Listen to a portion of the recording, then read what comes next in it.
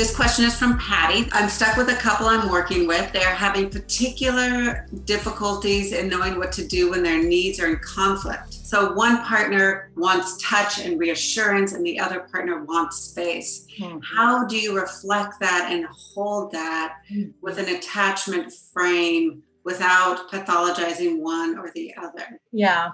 So one of your phrases you said, Jen, during an argument is not a good time to get my attachment needs, fears, and longings met.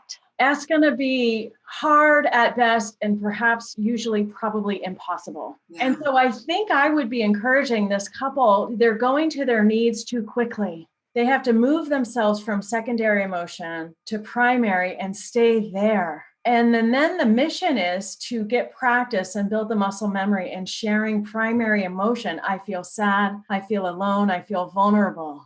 And that right now in an escalated relationship or a relationship that's in an argument, neither partner is going to get their needs met in those moments. And so the therapist increases their temporary attachment status in the sessions, but I realize that we're not at home with our clients when one needs a hug and the other one needs space. But for a temporary amount of time, they're not going to be able to meet each other's needs. And we have to normalize that. That's just expecting the impossible to go in for a hug in an argument when presumably the withdrawer needs space.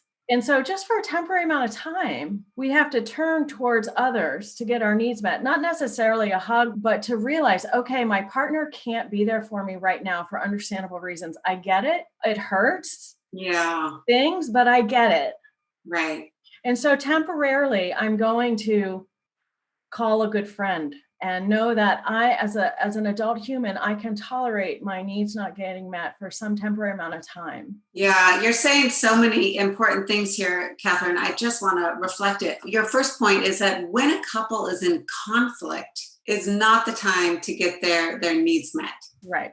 And if they are trying to get their needs met in a conflict, and maybe unmet needs is part of what caused the conflict, once they're in a spin, they're not going to be able to, connect and get their needs met.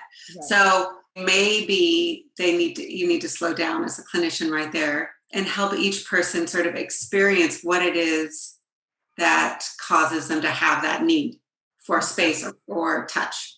Yes. Clinicians can sometimes go to the need too quickly. Our clients can definitely go to the need too quickly because what happens if I just get my needs met, I won't have to tolerate this terrible feeling of vulnerability. Yeah. When in fact in EFT, all of our clients, we need to help them stretch their windows of tolerance. And that means tolerating the pain while we're working to create a relationship that can eventually meet each partner's needs. Yep.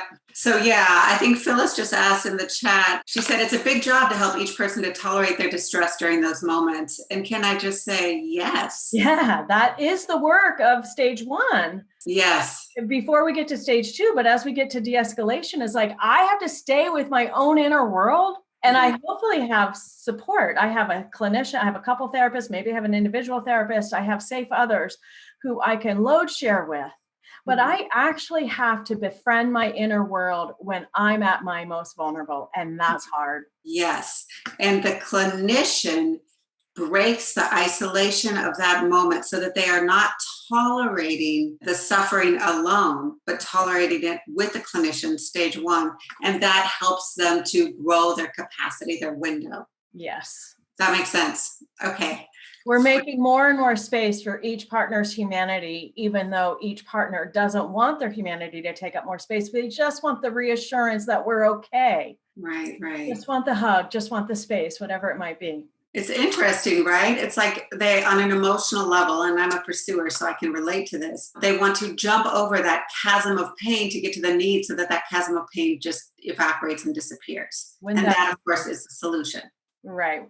And instead, you kind of have to feel that chasm of pain or whatever it is. I don't like talking about needs too quickly because clients and clinicians think, oh, if it's just about me asking for my needs to be met, let's just jump to the chase. Let's jump the chasm. Yeah. And talk about needs. But what happens when we talk about needs without getting access and building muscle memory and stretching window of tolerance to stay in contact with primary is we get a need that can't be met. We either express it as a demand or it's ill-timed or it's impossible to get met for whatever reasons. Right. Right. For more feel hot time tips or on it's emotionally impossible to get met focused for whatever therapy, go reason. to theeftcafe.com and sign up for our newsletter where you will receive short little clips like the one you just watched.